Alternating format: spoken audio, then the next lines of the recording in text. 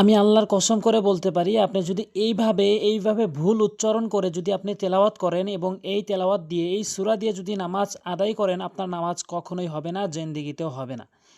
আমরা অধিকাংশ লোক সূরা ফাতিহার পরপরই অধিকাংশ লোক সূরা কাউসার তেলাওয়াত করে থাকি। আসুন আমরা সূরা কাউসার সহি শুদ্ধ করে শিখি। আমরা প্রথমত হরফের উচ্চারণ সহকারে নিয়মকানুনগুলো প্রয়োগ করে কিভাবে শুদ্ধ করে তেলাওয়াত করতে হয়, এভাবে তেলাওয়াত করে আমরা এই তেলাওয়াত দিয়ে নামাজ আদায় করব। নামাজ ভঙ্গের কারণ ১৯টি রয়েছে, তার ভিতরে ১ নম্বর হচ্ছে কোরআন শরীফ অশুদ্ধ পড়া। আপনি যদি নামাজে কোরআন শরীফ অশুদ্ধ পড়েন তাহলে আপনার নামাজ ভেঙে যাবে। যেমন এই ভুলগুলো দেখুন, এখানে অধিকাংশ লোক ইন্না আতাইনাকাল কাউসার এভাবে বললে জিন্দেগিতেও নামাজ হবে না। বলতে হবে ইন্না আতাইনাকাল কাউসার। হামজা নুন জের ইন ওয়াজিব গুন্না করতে হবে।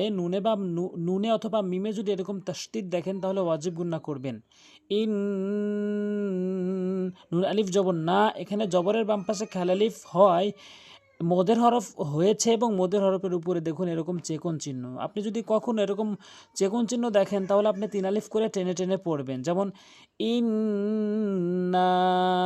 তাহলে আমরা দুটি ভুল আমরা বুঝতে পারলাম। এরপরে অধিকাংশ লোক আতই না বলে, এখানে আইনের উচ্চারণটি বাদ দিয়ে ফেলে, আতই না বলে। হামজা জবর আ তয়া জবর তয় এভাবে বলে। হামজা আইন জবর আ চাপ দিয়ে হরকের মাঝখান থেকে উচ্চারণ করতে হবে। আ তয়া জবর তয়, নুন খারা জবর না। এই নুন খারা জবর না অধিকাংশ লোক টেনে পড়ে না, ইন্না আতয় নাকা বলে, নাকাল কাউসার বলে। এখানে অবশ্যই নুনকে একালিফ টেনে পড়তে হবে, খারা জবর খারাজের উল্টো পেশ হওয়ার কারণে এখানে খারা জবর আসছে। এজন্য এখানে এভাবে তেলাওয়াত করবেন, ইন্না আতাইনাকাল,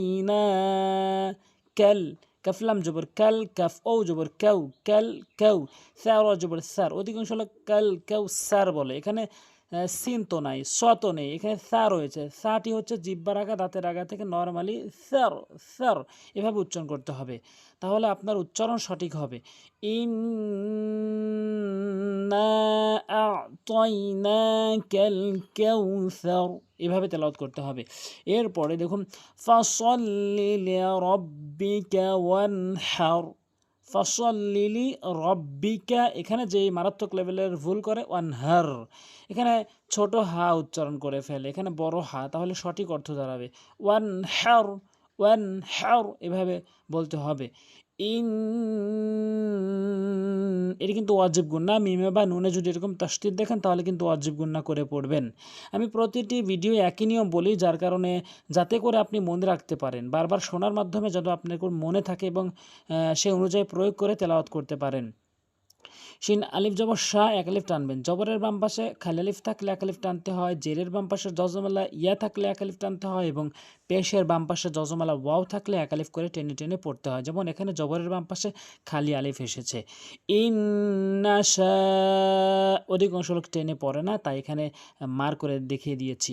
নুন জেরে নি, হামজা জবর আ, শা নিয়াকা, নিয়াকা, হা পেশ হু, ওয়ালাম জবর ওয়াল, হুয়াল, হামজা বা জবর আবে। এখানে অধিকাংশ লোক আবতার বলে, আবতার, এটি ভুল উচ্চারণ। সঠিক উচ্চারণ হচ্ছে আবেতার, আবেতার। কেননা বা কলকলা হরফ, কলকলা হরফ 5টি রয়েছে, বাজিম কফ দাল, বাজিম কফ দাল। এর প্রথম 2টি কফ ত উপরের দিকে সাউন্ড হবে এবং বাজিম দাল হচ্ছে নিচের দিকে সাউন্ড হবে। যেমন আবে, আবো উপরের দিকে নয়, আবে নিচের দিকে, আবেতার এভাবে তেলাওয়াত করবেন। আর যে নিয়মগুলো বললাম অনেক গুরুত্বপূর্ণ, এইগুলো মুখস্থ করে এভাবে প্রয়োগ করে সুন্দর করে তেলাওয়াত করবেন ইনশাল্লাহ। পরবর্তী ভিডিও পাওয়ার জন্য অবশ্যই সাবস্ক্রাইব করুন, আপনি লাইক অবশ্যই করুন। আজ এ পর্যন্ত। আসসালামু আলাইকুম ওয়া রাহমাতুল্লাহ।